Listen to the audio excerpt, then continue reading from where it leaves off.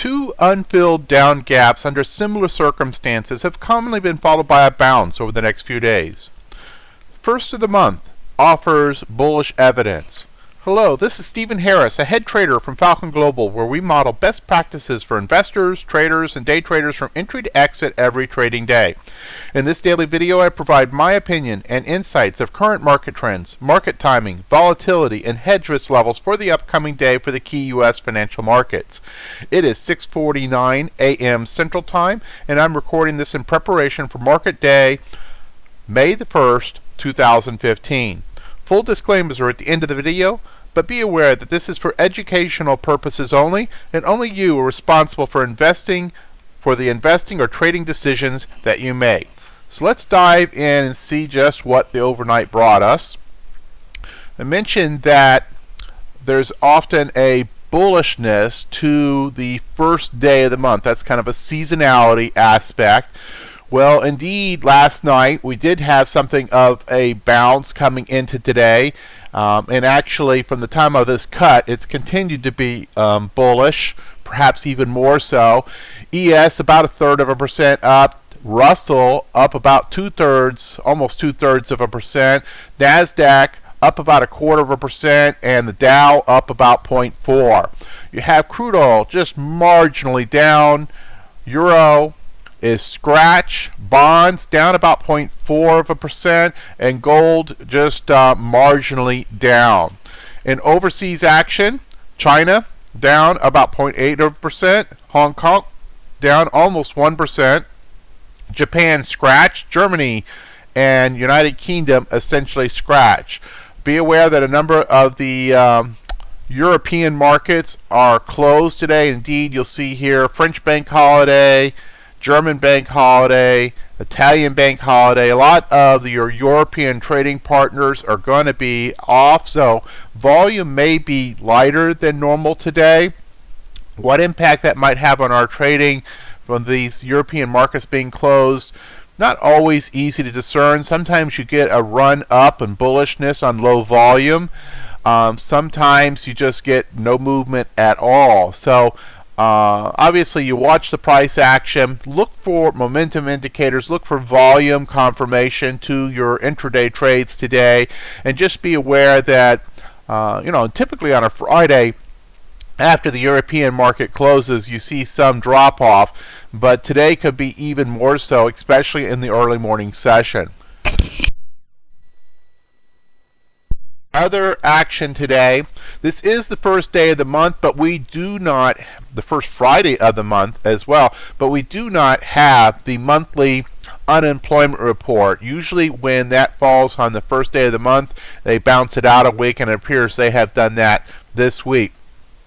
You do have the University of Michigan Consumer Sentiment Report today, and that is during market hours, so be aware of that. That could kind of ruffle your signals at about that time. In terms of current conditions, obviously the VIX had a pretty nice pop yesterday, short-term VIX even up over 15. You had as well the IV percentiles climbing, the S&P a 30, the Russell a 38, the NASDAQ a 33, and the Dow a 44. Now let's put this in perspective. Even though we had a 2 standard deviation move in both the Russell and the NASDAQ, and we had 1 standard deviation moves in the S&P and the Dow, these degrees of volatility that we experienced yesterday were still on historic norms, relatively tame. This percentage drop yesterday was not that significant. The current volatility settings, both in terms of implied IV as well as the short-term VIX or even the regular VIX, these numbers are not that far off, just normal values. So it may seem like yesterday was very bearish and had perhaps a little bit more anxiety put into the day than you have experienced of late, but that's just because of late has been so tame. The normal market conditions would have conditions such as yesterday and a far more typical kind of frequency. So we haven't even scratched the surface of real volatility yet. So just kind of keep that in perspective. In terms of our daily report, a number of important changes here today. We are still in the phase 3, the higher highs and higher low expectation for our intermediate to longer term phase opinion. But we continue to have these numbers of warning statements that come into play. The IBD status has dropped to uptrend under pressure. And again, now for the third time, we talked about when we went back to confirmed uptrend that in 2015, confirmed uptrend status has not been all that durable, and I believe the first time it lasted about 2 or 3 trading sessions. The second time it lasted about a dozen trading sessions, and then this third time literally just a handful of days in which we had an IBD status of confirmed uptrend before it failed. Now, failure of confirmed uptrend is not the same thing as bear market or all-out correction, but it is a warning to you that you have uptrend under pressure and that you should start taking a look at your portfolio. We'll talk about some of those things that you can do in just a moment. GMI index has also been dropping. It's now a 3 out of 6. Active trader market posture has dropped to bearish. Position sizing opinions have dropped. You got your long side portfolio exposure down to 50% based on investor. From an active trader volatility standpoint, that's still at 100%. You do have market timing opinions for the 1-day and 3-day that is slightly bullish with a 2-week on neutral. You do have, with the first day of the month, typically some seasonality that is bullish. Fridays have been generally slightly bullish of recent weeks. You also have, on the first day of the month, typically 401k money that's being invested into the market, and it has to be invested by the mutual funds. So that money will be coming into the market today, and it can have some bullish impact. From a market posture, we are bearish all across. S&P, Dow, NASDAQ, all bearish. Russell's actually very bearish. So current market posture would argue to have no new short-term or intermediate-term bullish positions to be initiated at this time. Really, you want to keep things very close to the vest in terms of new positions, and really it's probably for the land of traders and intraday traders at this time. Investors, or even swing traders, very, very, very cautionary kind of posture right now. Indeed, our hedge warning status has increased to a level 1, which is the yellow light. Now, some of the things to think about when you go to level 1 is to stop all intermediate and long-term bullish trades, review or tighten up stops, consider taking off partial profitable positions, such as 30% of a position if you're up 30% or more. Reduce position size of new short-term bullish swing trades, or consider entering half and entering the second half on a pullback with the same stop. Sell covered calls. See about protective puts on stocks that you own, or sell bear call spreads on the weakest index. Those are all actions that you could consider. Another thing that I would suggest you do is to think about, okay, what would be your first steps to take should this break down and trigger threshold level 2. Always best to be prepared for these action steps, the tactics that you intend to initiate while you're not under the heat of a melting market. So some things that you need to do as we increase the hedge warning status to level 1. And why did we increase that warning status? Well, obviously, when you get IBD going to uptrend under pressure, that is one marker. But we also had other things. The distribution day count continues to be a primary source of concern. Currently, S&P's at 7, NASDAQ's at 6. We also had some volatility flags. a market in decline warning, a sharp increase warning are present.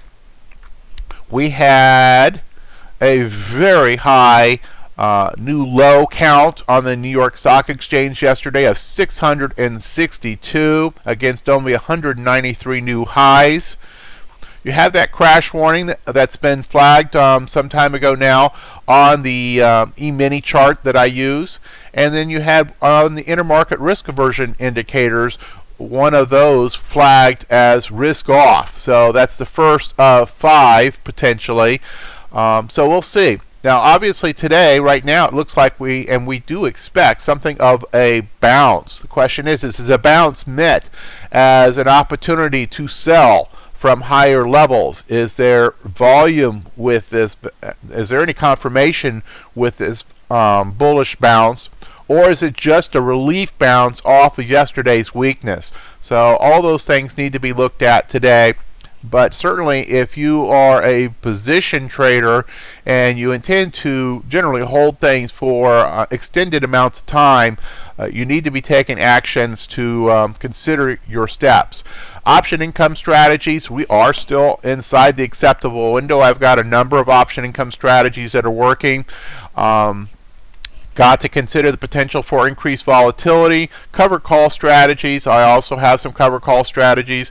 We still have a bullish opinion there with a 1-to-1 distribution between in the money and out of the money strikes. Can be somewhat tricky right now in terms of do you put a covered call that's in the money right now, right in the face of what might be a bounce off the bottom of ranging action, or do you continue to stand pat? The answer really comes down to the individual position and your level of conservatism. But certainly now's the time to take those risk assessments and consider that. Perhaps instead of rolling something out another month, if you've got a profit, maybe you'll lighten the load on your portfolio and close some of those bullish positions, especially if you have earnings coming up in that position. That would be a prime reason to not roll out another month and just shut it down and look for a re-entry signal when conditions improve. Put selling. This can be an opportunity during times of weakness to sell puts against your core portfolio basket of stocks and stocks that you're willing to own, the position size you're willing to own. A good example of that is Disney. Disney has earnings coming up on 5/5. I put on a put spread yesterday on Disney, and frankly I did it at a position size that I was willing to take ownership of those shares. And in effect, if Disney were to drop 5%, I would be happy to buy Disney at that price. And if Disney doesn't fall 5% between earnings or general market action in the next 2 weeks, then I would just keep the premium from those puts that I have sold.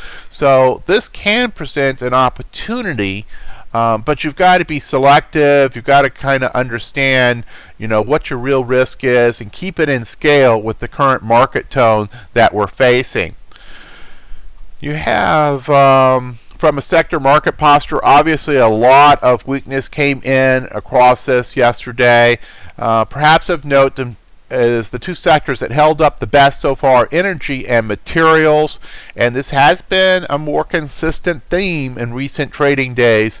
So perhaps those are the top of your watch list for if you're going to take some sort of speculative trade. This might be the sectors in which you might want to take a close look. Energy, of course, has been quite volatile, seemingly in something of a bottoming pattern, but up 1% one day, down 1% the next day.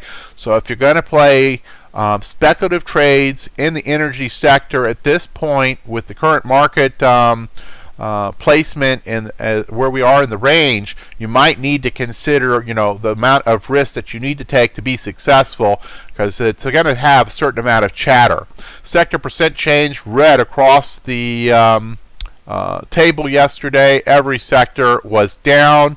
So when a market falls, you can have something that is relatively stronger but still be quite a bit of blood in the path. So just kind of consider the current market environment before you put anything new on. That certainly is always the case.